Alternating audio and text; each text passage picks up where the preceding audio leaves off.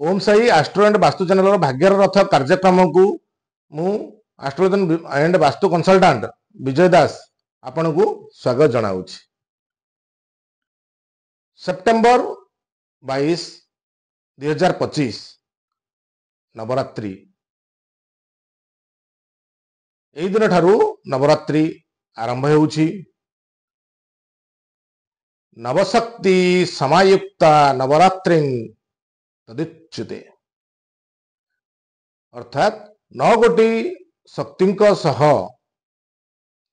संयुक्त हेबा कारणरू यहाकू नवरात्र कहा जाए। हिंदू संस्कृति रे शारदीय नवरात्रि शक्ति उपासनार अवसर अटे। शक्तिहीनतार अन्य नाम मृत्यु। तेणु आमको शक्ति आहरणर आवश्यकता रही। बिना शक्ति रे आमे आगकू जाई परिबा नाही। तेणु शक्ति आहरण करिबा पाई बा मातृशक्तिर अधिकारी हेबा पाई नवरात्रि प्रकृष्ट समय। तेणु आपण माने एई सुजोग को हाथ छड़ा करंतु नाही। आसीन श्लोक प्रतिपद ठारू नवमी पर्यंत बोधनाख्या शारदीय नवरात्रि को पालन करंतु। एही नवरात्र पूजा द्वारा पूजा बा भगवती माँ दुर्गांकर पूजा उपासना निमित्त यह विशेष महत्वपूर्ण। शास्त्र अनुजाई श्रद्धालु माने एही व्रत पालन अवसर रे उपवास घट स्थापन नवदुर्गा पूजन सप्तशती चंडी पठन यज्ञादि अनुष्ठान सहित दशमी दिन घट विसर्जन करिथांती।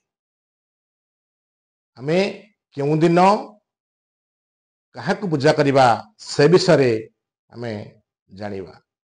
प्रथम दिन शैलपुत्री, द्वितीय दिन ब्रह्मचारिणी, तृतीय दिन चंद्रघंटा, चतुर्थ दिन कुष्मांडा, पंचम दिन स्कंदमाता, षष्ठ दिन कात्यायनी, सप्तम दिन कालरात्रि, अष्टम दिन महागौरी एवं शेष दिन अर्थात नवम दिन सिद्धिदात्री को आमे पूजा करिथांती।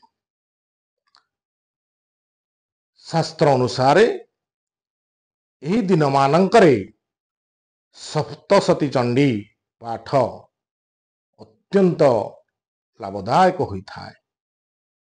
जगज्जननी माँ दुर्गांकर आराधना करी श्रद्धा और भक्तिर सहकारे सप्तशती चंडी पाठ कले आम जीवनर समस्त बाधा विघ्न दूरी जाई थाए। हमें बाधा विघ्न कबलरू मुक्ति पाई थांती। एथि सहित धन्य धान्य पुत्रादि सकल वैभव प्राप्ति होता है। आमे प्रतिपद दिन